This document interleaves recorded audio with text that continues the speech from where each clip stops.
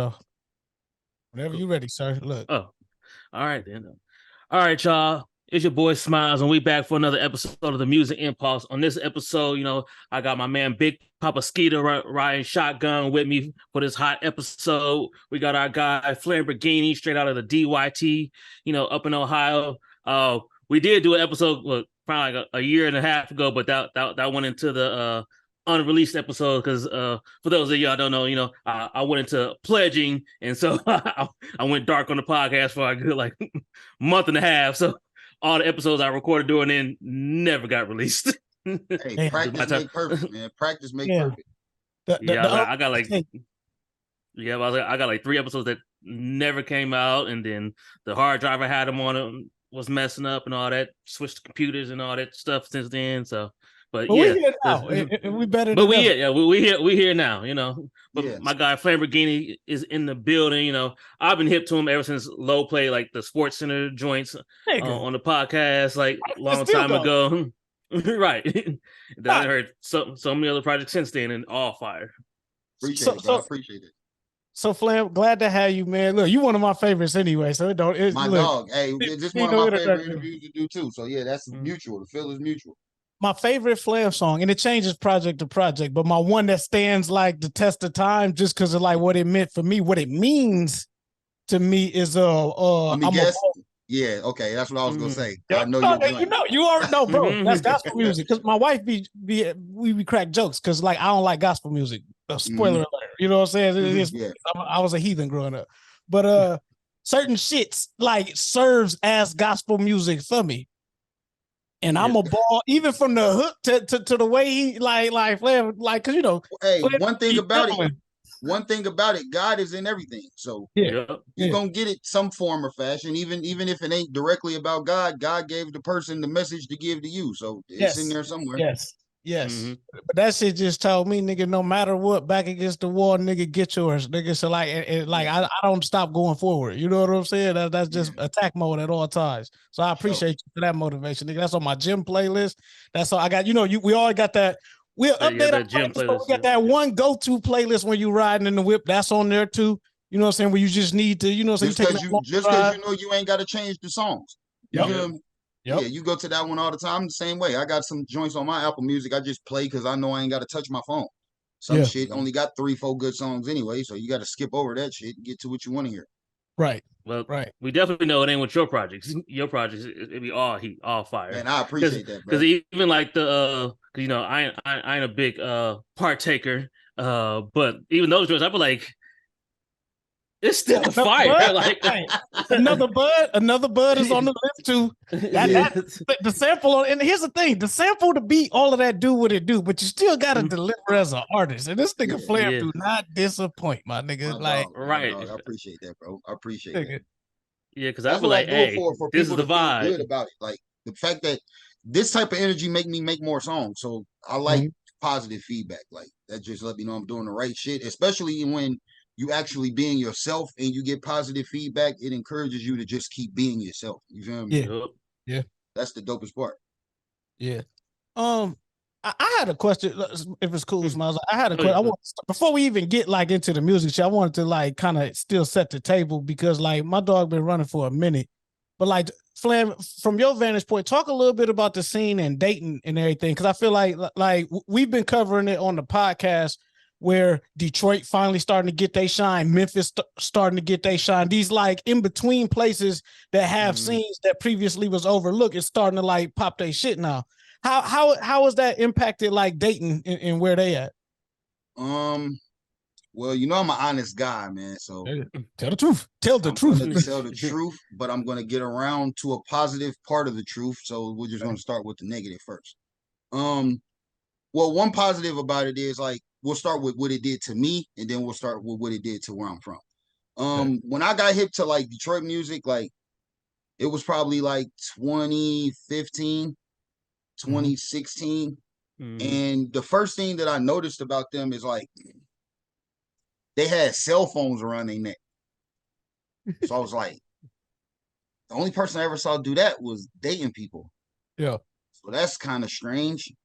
And then I'm kind of just listening to the pronunciation of the accent, and It's just actually a Midwest representation that actually is cool with being Midwest representation. Some Midwest culture, you can hear the influence of other culture in their music. Like they don't really rap like they talk, which kind of seem like they don't really like how they talk themselves, which is they think it's cooler to sound Southern or like they from here or there. But one thing when I got hip to Detroit music, I really noticed like they stand on being from Detroit. Like everything about the way they talk, dress, rap, production choices, video style, like everything is their own. So for me, it encouraged me to have all of my own shit. But for people with less of a professional interpretation of the game, it just made them rap like them. Yeah. And like, this is what's hot. Let me do that. Yeah, and it's cool. You know, I feel like a lot of Midwest cities are like, I don't want to say monkey see, monkey do, but when you from an area of the country that don't get the professional attention and same kind of business opportunities as other cities, you tend to do what's working for other places to try to get the notoriety that they get. So I get that, but I feel like Midwest people are rapping like Detroit right now because they never heard nobody talk like them and it worked. Like I said, a lot of Midwest cities and regions, they adapt other accents and other styles to make things make sense. And it's the first time Midwest people ever saw Midwest people go. So I kind of understand the copying of that. And I understand that if you're 20 years old, you were born in a time that they rap like this. Well, but I mean, also too, and my bad for cutting you off, but like Chicago in the drill scene too. You know what I'm saying? Like it's a different, but they made that style, and then now you got East Coast people rapping like it, all of that too. But that was birthed in the Midwest, different style, but same thing, kind of like we're like it's theirs and they owned it, and everybody's like, oh, let's do that because that's cool. Like I heard some kids. I saw a video. Was it from Cleveland? The Turnip Kids. I saw like talking about we outside, a bunch of little like 9, 10, 11-year-olds rapping, but the beat is a drill beat. Drill is again, I'm an honest guy. I think drill has made one of the most negative impacts on people of all kind of music. Only because Chicago is really that's their culture, that's their everyday walk of life. But I feel like a lot of the worst things about the rap game right now, as far as the negative energy of like violence and beefing and warring and shit like that, a lot of these guys are copying off them. What they like when Chief Keef was, you know, the disses and the disrespectful lingo they saying about smoking certain people and all that shit, that was local. That was very local. Rolling your up in a pack and smoking them and all that. And a lot of the going live with your ops and telling niggas to drop your low and all of this shit they doing right now is all a very watered down version of Chicago. And I remember I heard Chief Keef say before, I never thought when I got on my ops, it will put my ops on. Dang.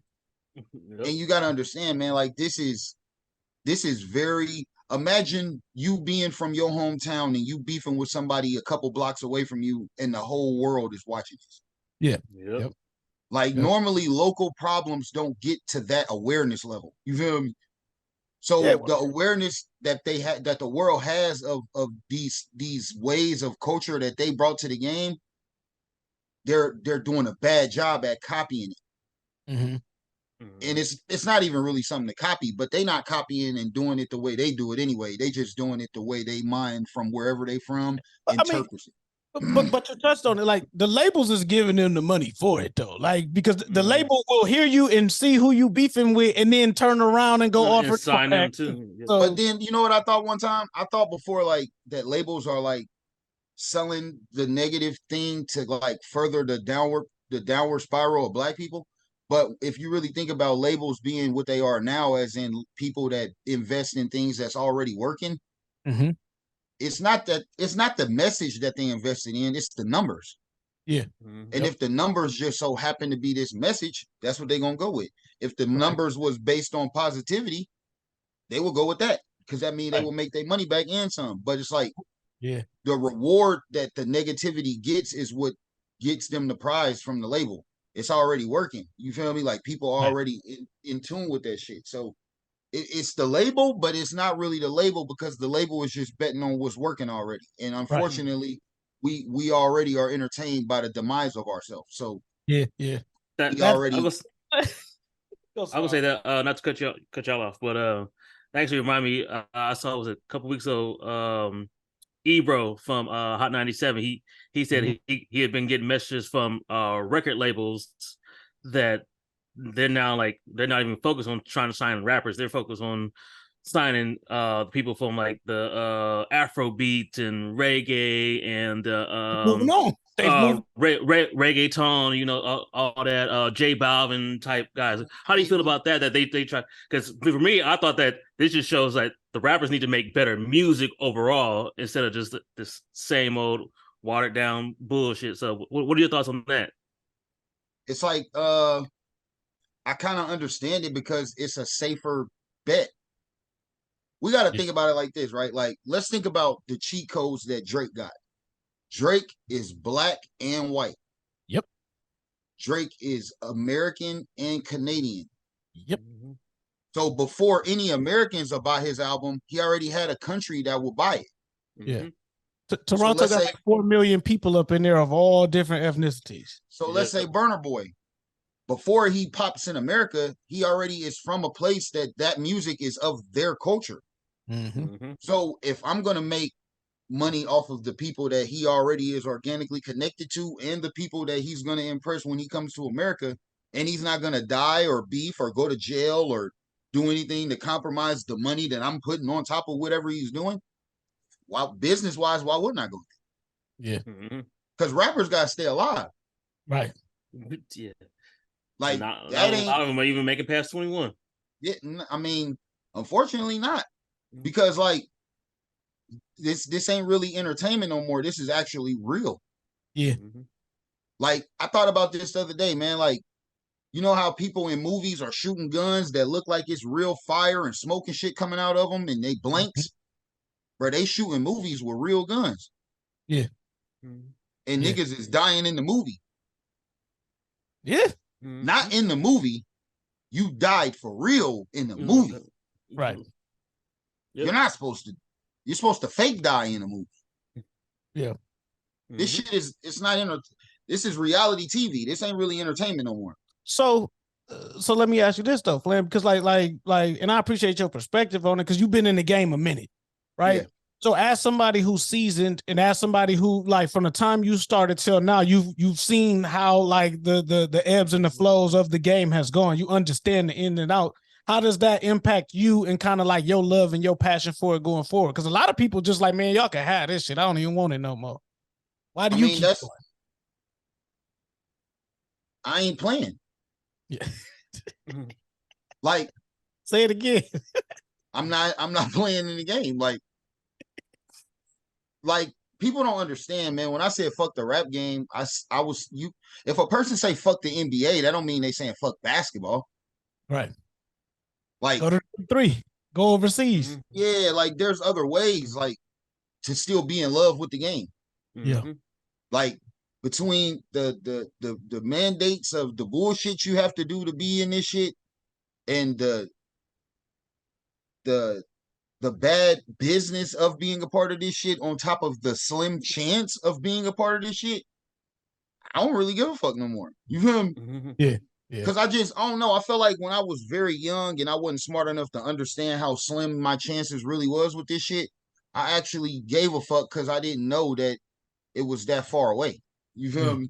But the older I get and the more I realize how far away it actually is, I'm not naive enough to bet that much of what it takes. You feel me? Yeah. Yeah. Like I'm not selling you like Joe Budden say, they selling their ass out here. Right. I ain't because they think that's the end all be all. Yeah. But so how do you like? Because you still love it though. You know what I'm saying? Like you choosing not to play the game, but you still love it. So how do you like rationalize that? How do you separate your love for it and your passion for the craft individually versus the actual industry of it? Because I didn't do this to be a part of the industry of it.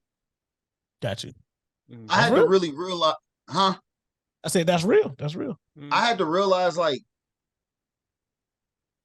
when I wanted to be a basketball player and I realized I wasn't going to be a basketball player, I just wanted to be as cool as the basketball players. Yeah. And then I made rapping like playing basketball. Like, if you didn't play basketball at my school, if you rapped, it was like you was a basketball player. But I feel like I really did that. Like, that wasn't like that till I did that. You feel me?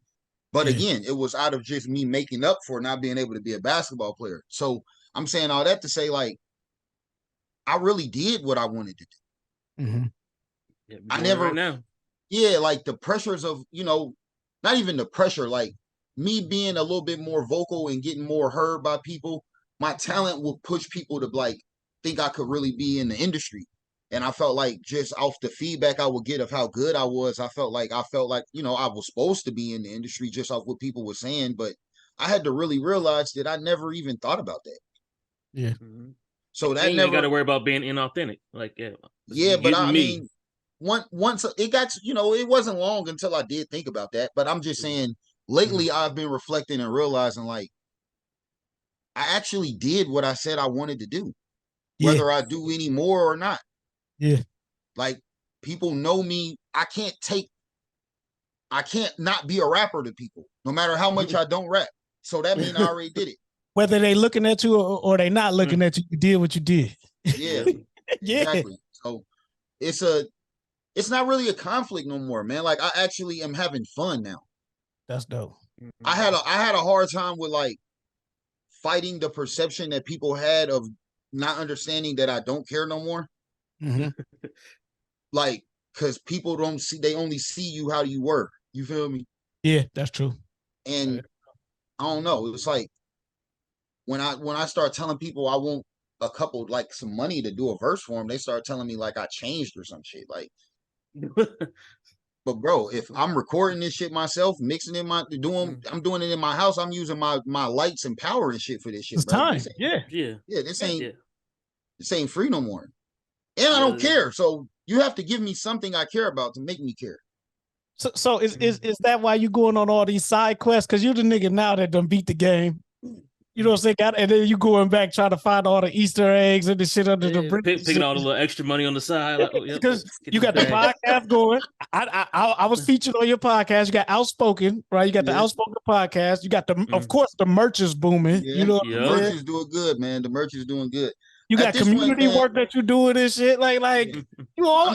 I'm just a creator. I like making shit. I like thinking things and holding them in my hand. You feel me? I'm a manifester and I'm a creator. So it's like I had to realize there's so many more things to do with that than rapping. Yeah. Especially like I had a scholarship to Ohio State in the 6th grade. So it's like I grew up and got smart enough to feel dumb that I traded that for rapping. Like it's people that don't got a 10th grade education that know how to rap. Yeah. But there's people that tell me it's people that pay people to teach them how to talk, how I know how to talk. So ironically, my major when I was in college was communication. So I definitely could see that. I feel like I could have been like a hood Stephen A. Yeah. I can see it. What school did you go to? Akron. See, from where I'm from. Yeah. All you had to do, Flam, was just transfer over to Bowling Green. We would have took care of it. It would have been awesome. You would have, because we met doing college radio. Me and Smiles doing that. I'm gonna be honest with you. Even if I would have been at, I was so fucked up in college, man. I wasn't focused on none of the right shit, and that's a conversation in itself. So I don't know if it would have made a difference where I would have been. I wanted the things I wanted, and I wasn't gonna stop until I crashed or got them. So I can't even put no ifs, ands, or buts on that. Nigga said, "Get rich or die trying." It was get lit or die trying. Yeah. I wasn't even thinking about again, man. These early stages of this shit really for me was really just the glory. Like I wanted the glory. I wanted to be known that I was better at what I did than everybody else. Yeah. And that was like money to me. You feel me? Yeah. Around what time would you say, I guess, because you said you were like that, around what time, what age in your life where you kind of just saw the shift, or you recognize the shift that you like, this ain't really what I want, or like it, the shit don't mean, like when your thought process when my daughter was born, I kind of had to stop dreaming. Mm. And I didn't like that. Like I couldn't understand how I would be in 3 cities in one day and then one room for a week. Yeah. Like that was an adjustment for sure. I'm going through that shit now. Like it was traumatizing for real. Like I didn't understand that the dream was over. I mean, you can hit the switch and, you know, go be on some reality shit, work this, that, and the other, and come back. But that wasn't the way I dreamed. I dreamed every day, all the time. So yeah. It broke my heart to have to get a job. It broke my heart to have to like act like I would look at people I worked with and be like, y'all really need this shit. Yeah. Why? And I did too.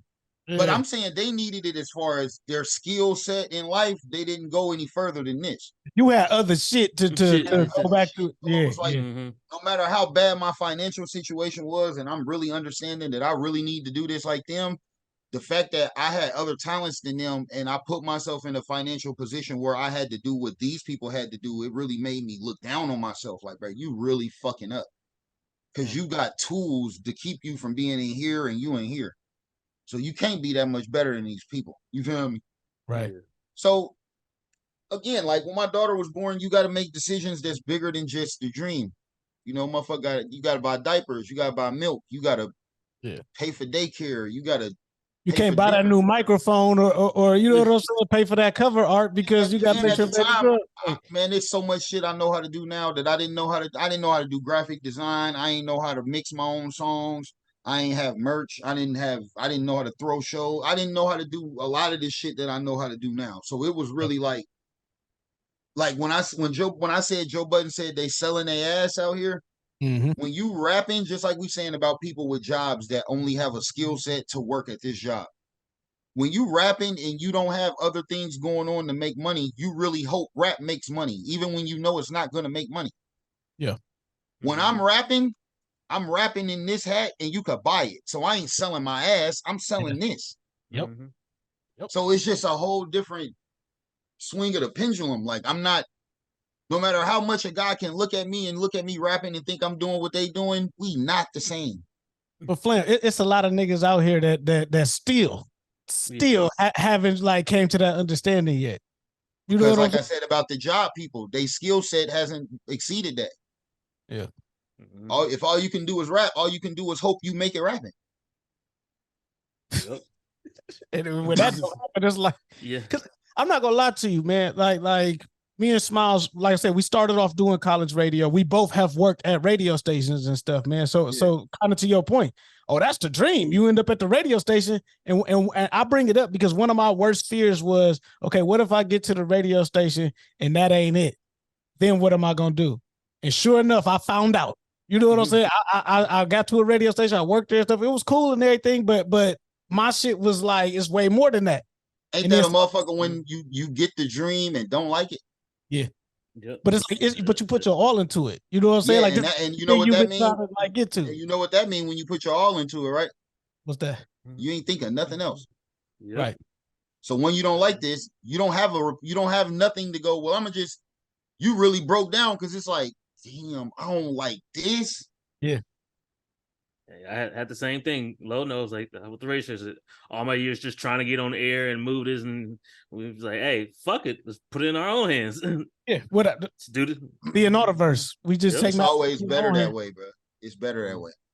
Yeah, because again, if I'm gonna go out on my own merit. You know what I'm saying? Yep. I'm gonna have my own destiny. I'm gonna have control of my own destiny. It's not gonna be because of the politics or because of what another motherfucker said. You know what I'm saying? And I don't even know how to do it that other way no more.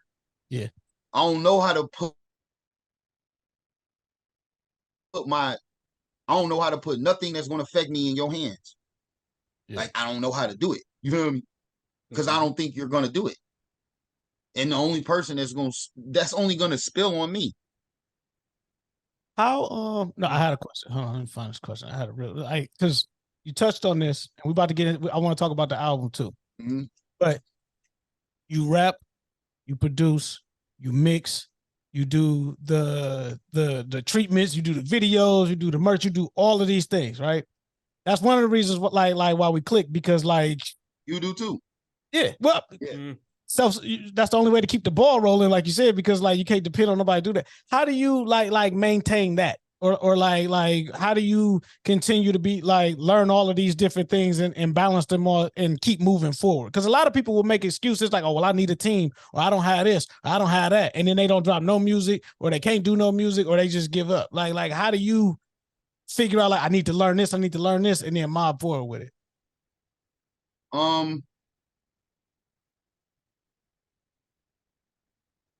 don't know, bro. Sometimes I'll be asking myself that shit, because it's like I don't be realizing how rare that is until people tell me like things like, how do you know all of these industry songs word for word and you still know all of your songs? Right. That type of shit tells me how much I just love the game. See? Like when you really eat, sleep, shit, live and die this shit, you don't even notice you doing all this shit. Like it's the determination to want to have a finished product without it depending on somebody else. Because it's the thing, like most people think I'm saying like, I just don't think niggas gonna come through, and but sometimes niggas really can't come through, but I still got to. Yeah. Like still gotta get done one way or another. It's a very valid excuse that your daughter is sick and you can't record me today. But I gotta record today.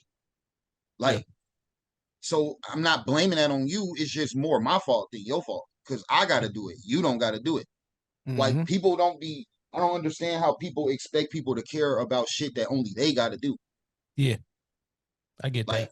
If a motherfucker could just like some motherfuckers, like people that I even still be saying I need a team, and so I understand a motherfucker that don't got the abilities that I got saying that shit, but it's like my girl used to tell me all the time, like a lot of these people you putting in the game with you, they only doing it because you asking them.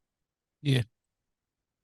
So that means if this shit go wrong, they gonna look at me and be like, damn, all right, bro, I'm out of here.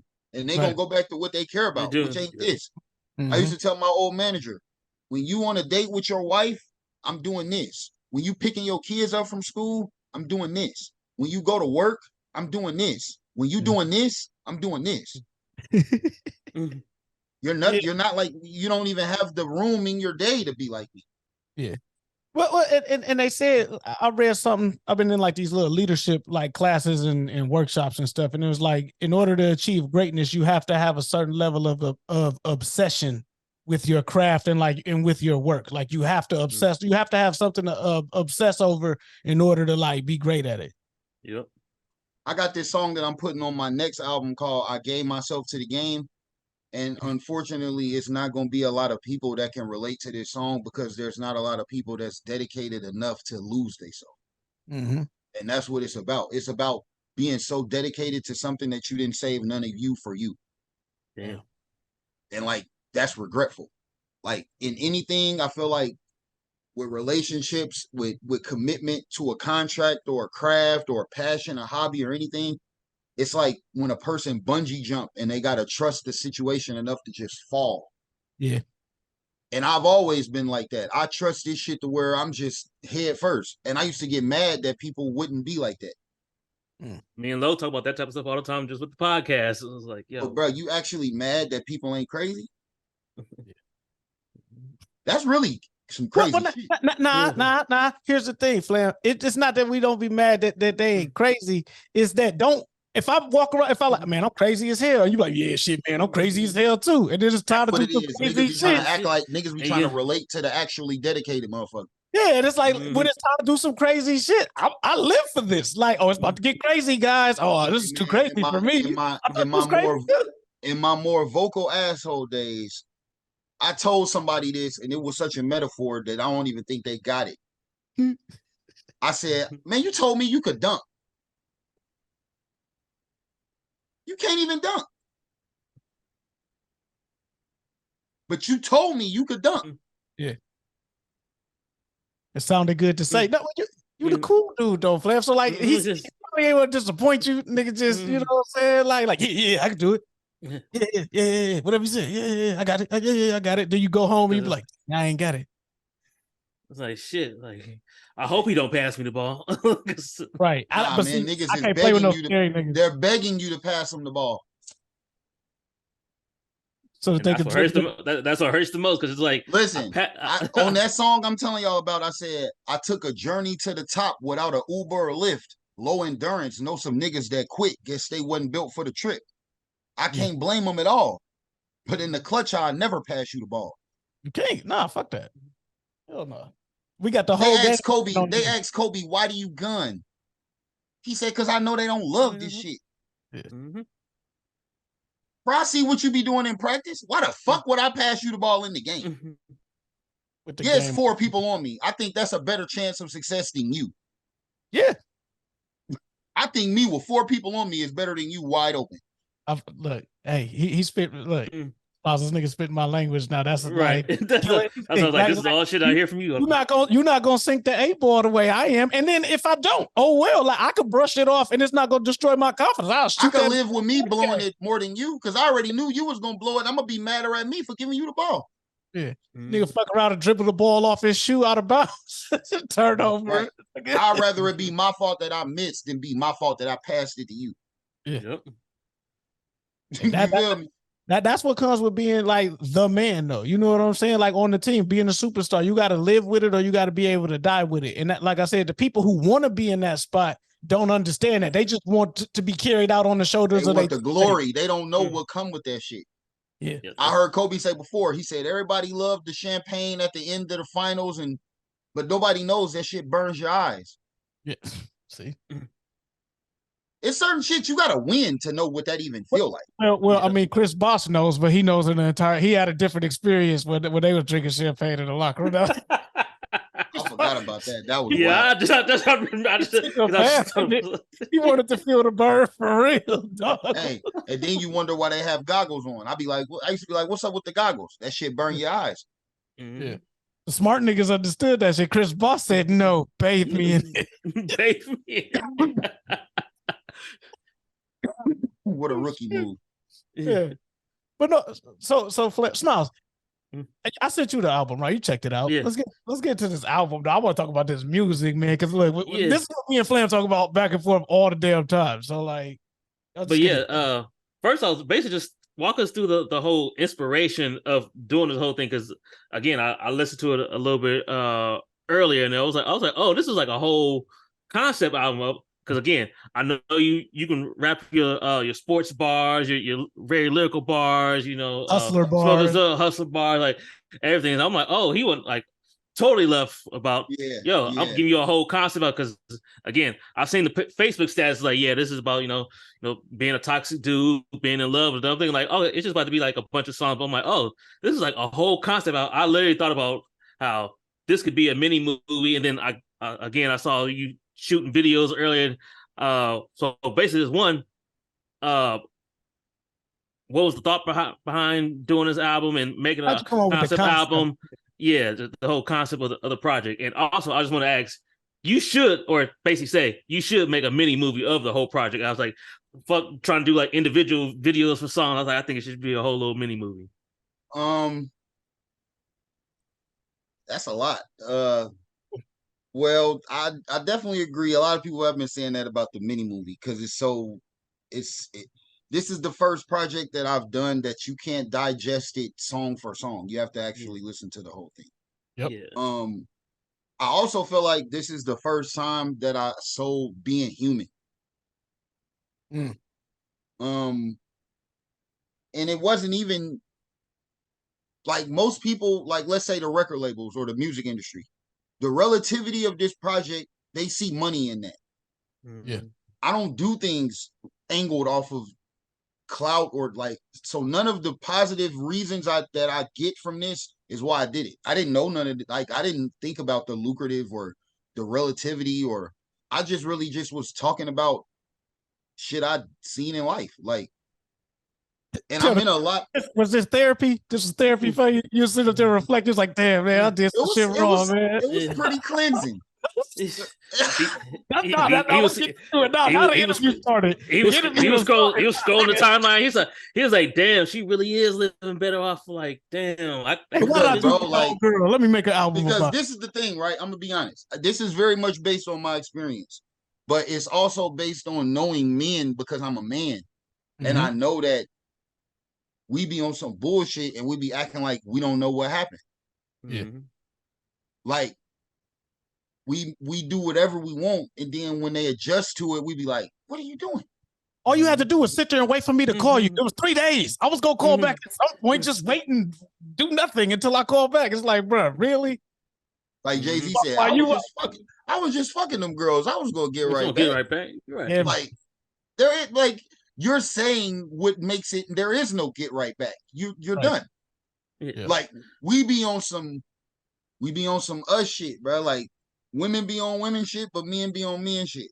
And one thing I wanted to make sure with this album is that I started the story from a time that obviously I'm on bullshit. Like I'm so young. All I wanted was what I wanted, the glory. You feel me? And it gets to the point where, go ahead. Right there.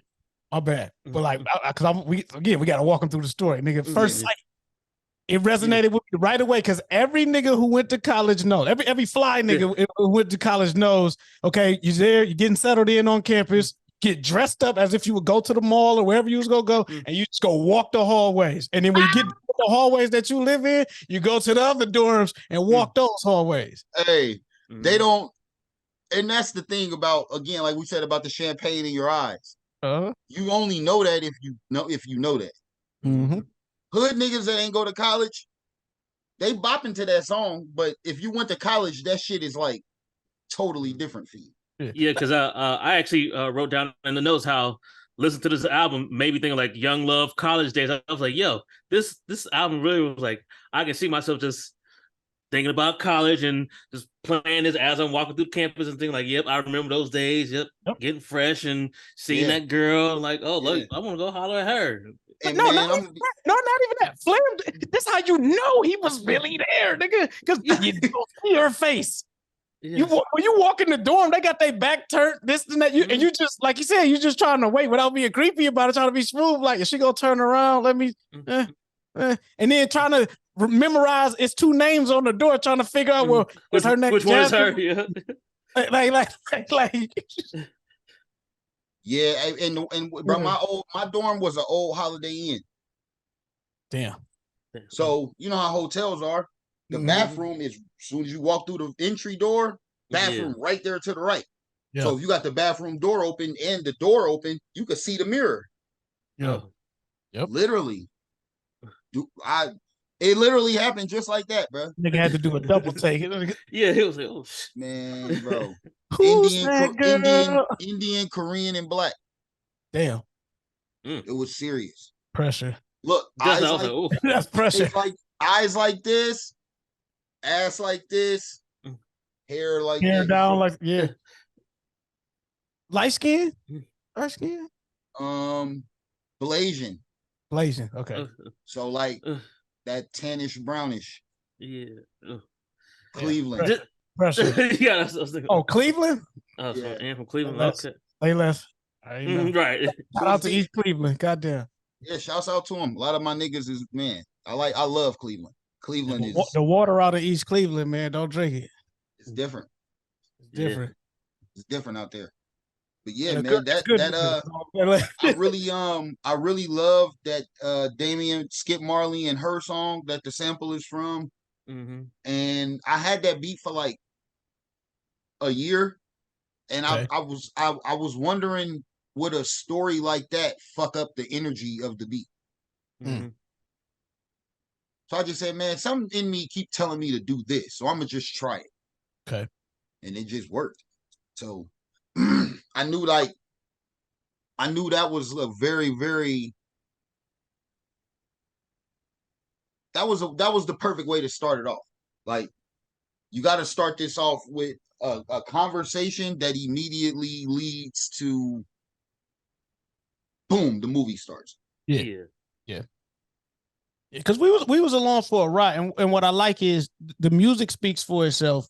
but I like the exposition in between tracks. You know what I'm saying? Because so how I consume my music, and we was touching on it earlier, like about like how the music industry has changed. I still like cohesive, like concept albums. Yep. I like cohesion from track to track, even if it ain't no full blown skits in there, and nothing, but like give me some connectivity and synergy from track to track. I need that shit. You know what I'm saying? The sequencing. I need that shit. That's I look for it. I want to feel like I'm like Smile say. I want to feel like I'm listening to a movie. Like niggas just take the best 20 songs out of like the 50 they recorded. It's like, okay, yeah, they just make a playlist.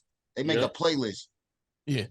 No, this shit was intentional. You could tell. So let me ask you, when you did the first track, right, where you had that beat, did you build the story from there, or like did you start to gather the other beats, or you had all the other beats too and like knew that you was gonna do a full on like concept? I did most of the songs before I had the storyline and the concept. Okay. This shit kind of just came together the way it was a realization of like my man's that I did E Black, that I did the whole concept of the tape with. He came over one day and was like, you got about 5 songs that I know off the top of my mind that could fit this concept. So go to this song, this song, this song, and this song. So me personally, bro, I'm not really a fan of doing what people tell me to do. Gotcha. So even me considering what he's saying is an improvement for me. Gotcha. So I'm just like, let me just hear learn how to play nice with other niggas. Yeah. So when the shit actually made sense, I was like, this nigga smart as fuck. Like, wow, you really got me. Like, he's like, this nigga right. I do got something here. And he told, and a lot of the songs wasn't finished. Like, I still had work to do on them, but from that, I made that. Yeah. Like, it wasn't, he didn't say this storyline, or he just said these songs feel like they could all be together. And then I just did all of that. And you just filled in the blanks between all those. I filled in the blanks of what I had to finish on certain songs. I added a couple songs and shit, did the whole storyline.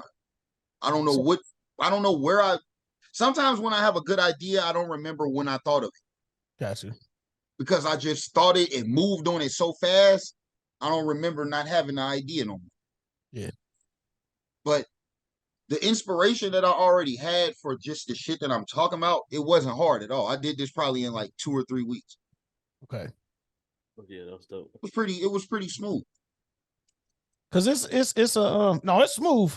But it's a lot of toxic sub themes and undertones. You're a toxic ass nigga, or you were a toxic ass nigga. Yeah. Like, this okay, let's say this, right? Yes, I was, but sometimes that's what you got to do to show that you're not the candidate. It's a difference in intentional toxic or defensive toxic. Break it down. I like that. Yeah, break it down. If I ain't shit, then I'm toxic on purpose. Mm-hmm.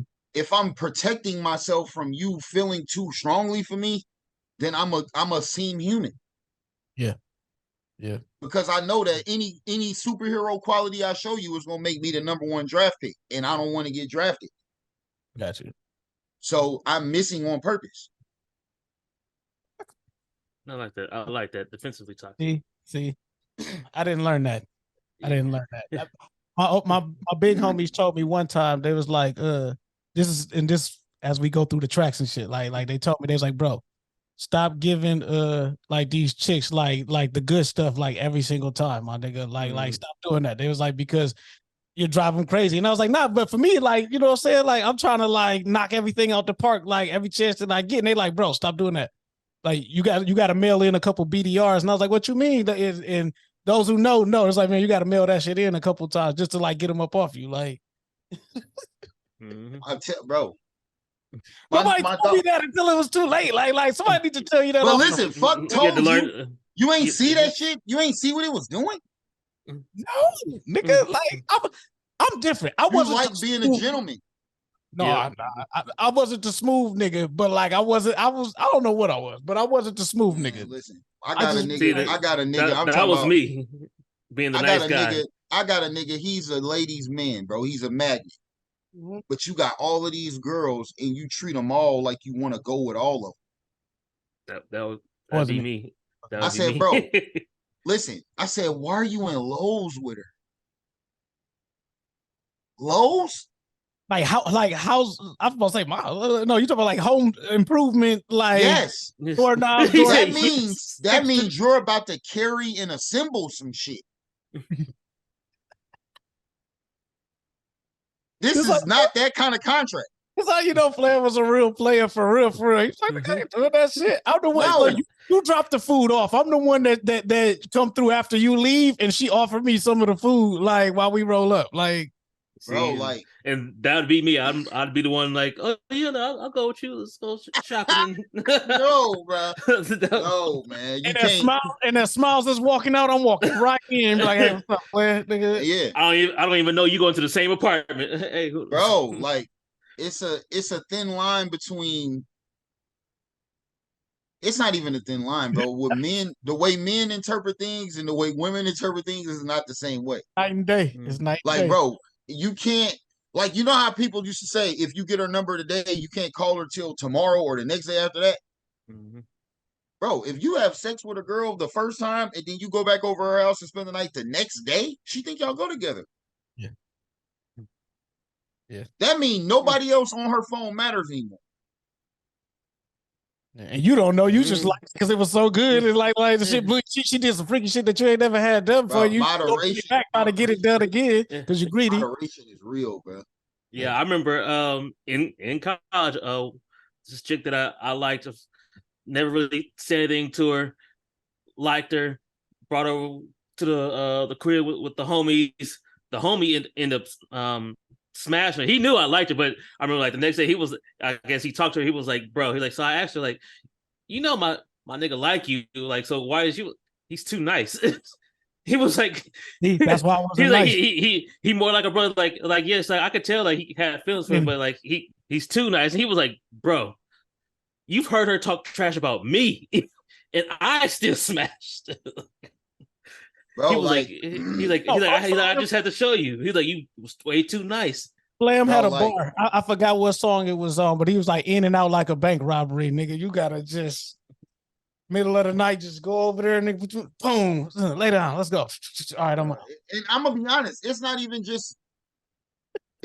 that, because it got to be some type of invisible contract in place before that's even made too much of an impact with. Like, bro, we gotta have an understanding of like, when you sign this contract, nothing changes the contract. Man, the only thing you can do to change the contract is get out. You're not getting no more money. Listen, you're not getting no more money. You're not getting no more days. You're not getting no more nothing. Everything is maxed out in the contract. That's it, bro. You feel me? So no matter how you feel, it doesn't give the contract ability to be renegotiated, bro. It is what it is. You feel me? Women out there is like, what this nigga talking about, man? They know what the fuck I'm talking about. They know. I do too, but I trust me, because I don't not in those exact words, but I done tried that what you saying before, and it did not work. Because bro, this is why women can't be president. Because you got to stick to the plan, bro. Yeah. That is true. What we agreed upon is what we agreed upon. In the book, The Way of the Superior Man, women have the right to change their mind because they're women. They're emotional. Their emotions are going to change their mind. Imagine being a woman and your emotions are changing your mind all day. Yep. Me and my girl just talked about this yesterday about how women and they feels like we'll say something, they'll say something, but they're like, well, I took what you said as I felt like what you were saying was this. That's not exactly. Like, but that's not what I said. For me being a communicator, right? Like I communicate. I'm like, I will literally sit there and be like, this is what I'm saying. And I will give a specific example or like lay it all out and then turn around and just like, but I felt like this isn't. And I'm like, how did you pull that from this? From this. You know what I'm saying? How? I said the complete opposite of what you said. How do you get this from that? bro. The toxic king himself, Future, on Valentine's is the worst day. Uh-huh. He said, "I tried to talk to you, but I know you don't get it. I know if it don't kill you, you're gonna feel it. You're not gonna get it until it almost kills you." Yeah. But no, I told you all of this before it even got to that part. We gotta go back though, because we can't brush over this. I've been preaching to niggas about the way of the superior man for I don't know how long. Yep, because I finally read it this year. I reread it like 3 times because we brought it up on the podcast a while back. Because in the podcast space, you got a pod now, right? So in the podcast space, it's a lot of like toxicity about like men niggas who ain't get no pussy, like attacking women and men bashing them, then the women bashing the men, and it's all this toxic shit for no reason at all. And I was like, we need some type of like standard, just like code of conduct on how to be a man. And everybody, well, no, because being a man is this, and can't nobody tell a man. And I was like, look, I'm a real man. I know what I do and like how I govern myself. And I feel like that book helps you kind of like align and like set your course and your direction on how you should move. Because listen, I'm gonna be honest with you. That book gonna tell you if your 50-50 of masculine feminine is off. Yeah. Yep. Be like, bro, you acting like a bitch right now. Me talking to me, like, bro, untuck your panties, dog. Like you're reading instances where you was acting like a bitch. Yeah. Yep. Because when you be like, damn, you're supposed to handle this like this. I didn't know that. That means you were handling it like a bitch. Yeah. Even if the situation, you may have like spazzed out, got mad, and niggas start scrapping and fighting and stuff. Nah, nigga, you reacted emotional when you were supposed to be logical about the shit. You feel me? Even in the form of, you was acting like a bitch. Even in the form of testosterone, you could still be acting like a bitch. Yep. Talk about it. You can shoot a nigga from acting like a bitch. Yep. You can shoot a nigga from acting like a bitch. Yeah. So just understanding, even women, bro, we both are 50-50. We both are 50% masculine, 50% feminine. It's a dance. That's what they said. Women, some days she gonna be more testosterone than. Yep. It's not even about some days. Some relationships put women in masculine positions, and now they dealing with a masculine man, and they don't know how to do it because they masculine women. Yeah. Making up for a man's masculine can kind of fuck a woman's feminine up. That's a lot of the black women in the black community because they've had to fend for themselves, not even on purpose in particular, but like you said, like as a defense mechanism, you leave a chick and she was looking for somebody to like, you know what I'm saying, be the masculine force in her life, and she couldn't find nobody, so she's like, well, fuck it, I'm gonna be the masculine force myself. I got it. See a bitch out here cutting grass and everything. You're like, oh, that's a strong woman. Yeah. And as funny as it is, it's our fault. Yeah. Yep. Like, everything starts with the man. So when the man don't be a man, everything fucked up. Yep. Even when the man becomes a man. Now we mad that she this way. Exactly. Even when the man becomes a man, we mad at the shit that's fucked up because of when we wasn't a man. Yeah. Yeah. It's hard to make that. It's hard to swing it around. Like once you get in position to be the leader and you already wasn't, it's hard because they don't believe it for real. They got to see it. You really got to put your hand and foot down when you trying to reverse it. You feel me? Yeah. But yeah, a lot of this, like you create this image for them, and that's what they know you to be because they done seen that so many times. So the change is even harder now. Yep. There you go. Yeah. And a lot of that's the thing about this album, man. It's a journey of one thing people got to understand. A woman that ain't your woman can be your woman for 10 years. I fuck with her for 6 months. I ain't see her for 2 years. I fuck with her again for a year. I ain't see her for another year. I fucked with her again for 6 months. She got mad at me, moved to Georgia. She came back. I fucked with her again and none of this is it's just a lifelong relationship. It's not a relationship. It's just we all know people that's in that situation. So ain't that in itself toxic? Yep. Yeah. So no, the pastor tell you about that. Oh, it's the soul ties. It's the soul tie. Yeah, because I mean, it's a different type of soul tie. It's a snatch soul tie.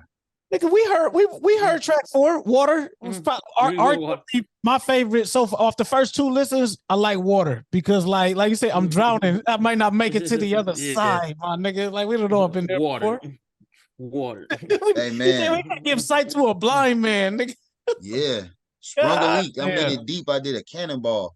Yeah, like that's a Talk about it. Yeah, break the record down. Look, he like, yeah, I said some shit.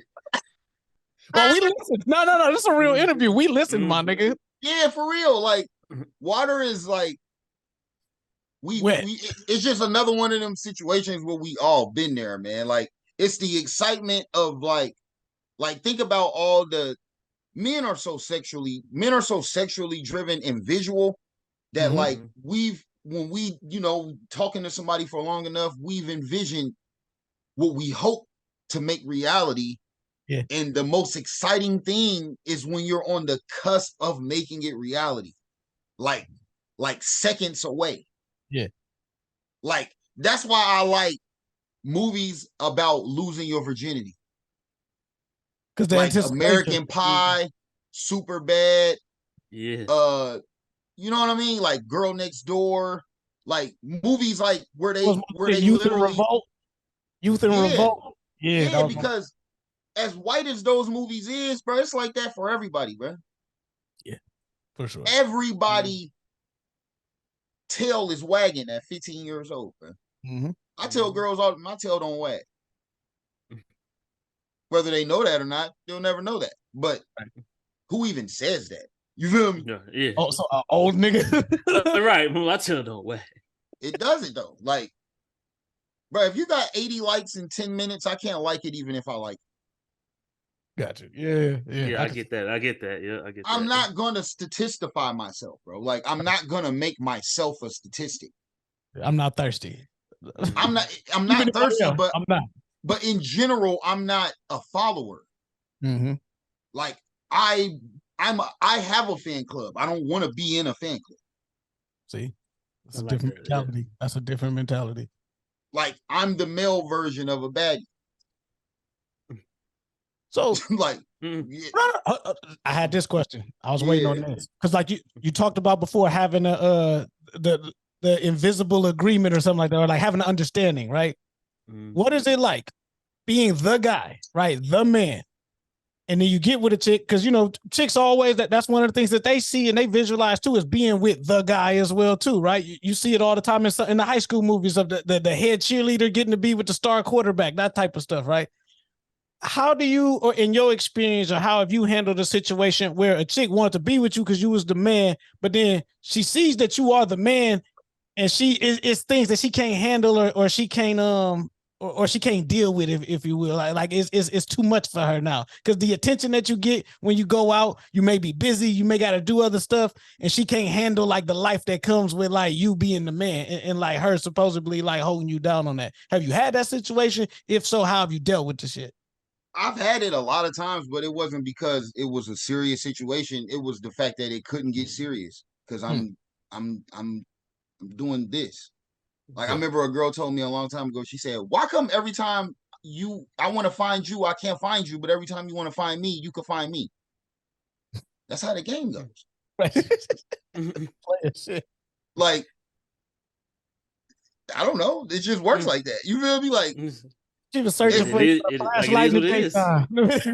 Yeah, like, you gotta have a purpose, bro. And that's another thing that the way of the superior man says. If you caught up in your purpose, women are never going to stop chasing you. So what people don't understand, think about this, right? You remember Mode? Yep. Mode was really based on that book. Okay. What did you get from Mode? Well, for me personally, it was to keep going. Like keep chasing that shit no matter what, nigga. Mode really was me saying, I don't have no time. I'm getting money like right now. I ain't chasing these hoes. Stay down on a bank, roll. I play the game how it go. I've been in my zone trying to get the money long. Wake up in the morning, all that. Think about Young Jeezy. Do Young Jeezy got girlfriend songs? Nah. He don't pay girls no attention, and that's why they pay him attention. Shit, You Keisha, don't get. remember when Keisha Cole tried to be all that? He was like, "Nah, I'm cool. Nah. Love, Yeah. enjoy. He's back up." But he fucking with her, but it's like the tape. I'm fucking with you, but we not really officially fucking with each other like that. Yeah. Mm-hmm. But women don't be understanding how to get the good out of even that. Mm-hmm. Not even Also, sexually. The mental bond or just whatever you can learn from a person, bro. It don't got to be a title over that for that to be a beneficial thing for each other. You feel me? Yeah. Mm-hmm. And then I also want to kind of ask you about off the album. I forgot what song where you talked about it, but you said you got some advice from your uncle about time being love and commitment for women. Speak a little bit about that, like when you learned that, like, oh yeah, that's what I'm saying about that 2 days in a row shit. Mm-hmm. You be consistent. If you show a woman that you would rather give her your time than anything else in a row, y'all go together. Especially in when her mind.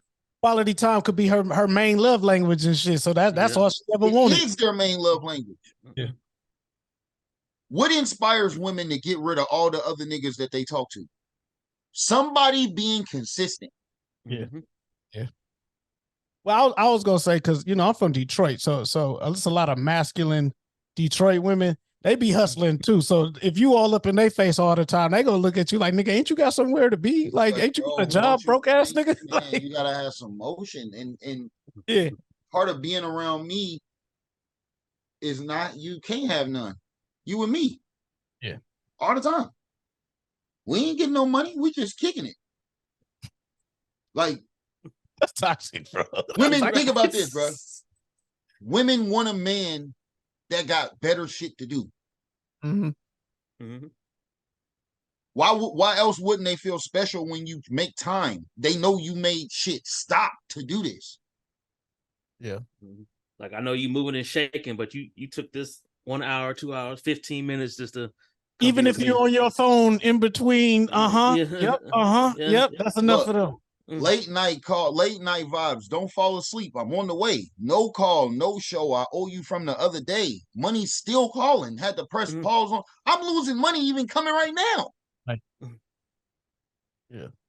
Like, enjoy it, baby girl. Enjoy it. Yes. I could be somewhere else right now. We don't even have time to talk about what I didn't do the other day. We don't even have time. Because no matter how well this goes, I gotta go in 45 minutes. This nigga. See, I'm married now, so that's why I said but I understand. I basically am too. It's just when you live this shit already, it's like a rapper that talk about selling dope that don't sell dope no more. Like, you already did it. You already know how it go. You feel me?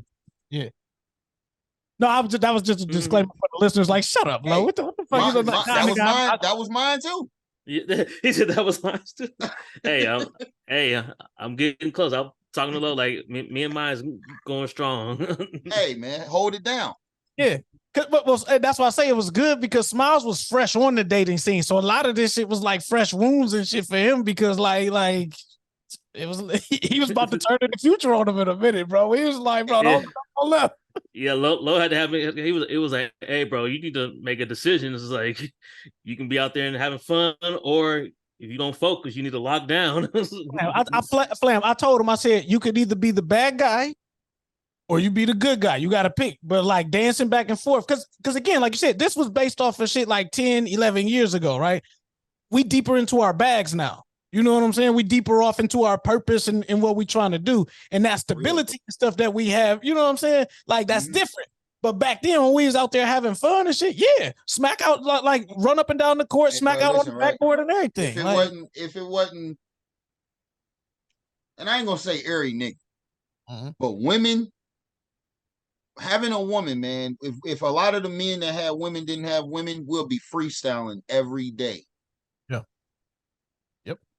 And when you freestyling, your top from your bottom, nigga. I'm just saying, as far as like, you would just be doing what you want to do every day. And when you do what you want to do every day, you're going to get in a lot of trouble.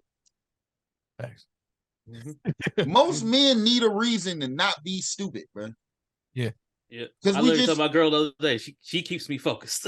Yeah. Because niggas need a reason to not be stupid, because they really are stupid.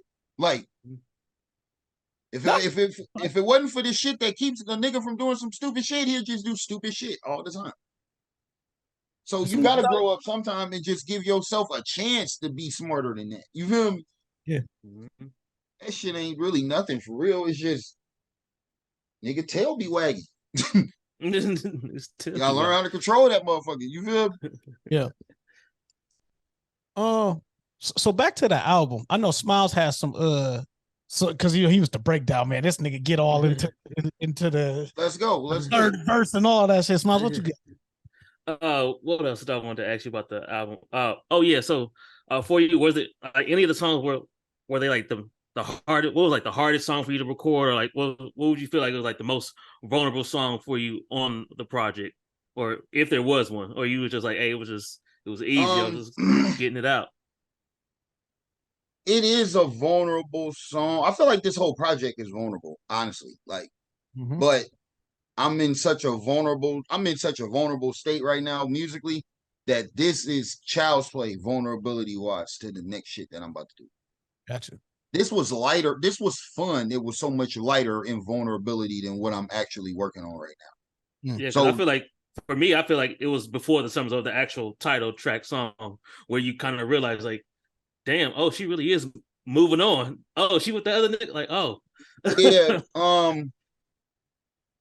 Before the Summer's Over was like when I knew I was making this project. Oh. And honestly, I did that song maybe 2 months ago. Okay. E Black sent me the track. Before he sent me the track, I'm, like I said, this next album is so good in my opinion that like even this project is to set up this album. Mm-hmm. So this was really only made as something to be a placeholder for the album coming out. Yeah. So I'm like, yo, I'm just giving something y'all to hold y'all over. Yeah, I'm like, yo, we gotta drop a project before the summer's over. Yeah, we might as well call it before the summer's over. But as a fan, and I say that shit because people be acting like they don't fuck with people and shit. It's like, no, as a fan of your music, I don't think I've ever heard you, even if it is, and we've talked a little bit about strategy-wise, like behind the scenes, but even like supposed like placeholder records and stuff like that, I ain't never heard you mail nothing in. Because you saying that, but this album does not sound like it's just some, all right, just gonna be a placeholder to lead up to the big shit. This shit sounds like nigga, another staple in the catalog. Yeah, because that was my intention very early in the development of the idea of even doing an album before the real album. Mm-hmm. Like I literally said, we need to just drop something before the summer's over. We might as well call it before the summer's over. I swear to God, I told him that. So he sends me the beat I said that, and then he sent me that beat. Oh. And then I said that hook. And then I actually got left on scene. Damn. So I just said all of that shit. Damn. Like, that shit happened. Like, just like that. Hold on, because we left this a dramatic pause, nigga. But when you saw that you was left on scene, you probably went off. Because again, players just keep it moving and stuff. Then you went back to it and still saw that you was on scene. You went to go bust a couple plays, rapped a little bit, rolled up. It's like, man, maybe she was at work. And it was like a few hours later. You're like, damn, she still ain't said nothing back. It wasn't even like I just commented on a story of something that wasn't even the person. Mm-hmm. Like, damn, for real? Like, all right. So it just happened. You feel me? Like, be cooler than this cat just sitting with. Like, it's even generally weird. Damn, I understand personally weird. Yeah. Generally? Okay. So tap in. See you on the social, but you barely social. Yeah. Like, I definitely know that feeling. This is what men hate the most. When we get all the way personally involved with a person, and then they act like they don't even know. Yeah. We hate that. And that's why they do it. Because they know we hate that. Yeah. So here's the payback for all that weak ass shit you was on when you was on it. Somebody that I used to know, nigga. Yeah. GT got a song on a project he had a couple songs ago. Artist from Detroit. I fuck with GT. He said, "Thought I didn't seen it all till you showed me." Damn, you showed me. Right. Like nobody likes to get showed, bro. Like nobody likes to get showed, especially when you had the lead.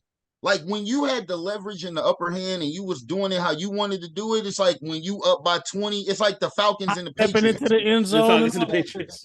Yep. Yeah, man. Like, don't act like you forgot what you did when you was doing it. Yeah. Because when I get the gun, I'm shooting the fuck out of your ass, right in your heart. Right in your heart. Niggas can't handle that shit. Like you were celebrating and everything. You was like, I'm doing my thing. Oh. High fiving your homeboy and everything. Oh man. She didn't even know, man. We good. Yeah. That's that. That's men, man. Women are based on emo, men are based on ego. Yep. When a woman realizes that the amount of emo that she's giving you isn't being reciprocated, then she gonna give you all ego. Yep. When a woman is emo with a man, we stroke our ego with it. Mm-hmm. And then when they stop stroking our ego, we act emo. Yep. Flam trying to be a fucking relationship counselor.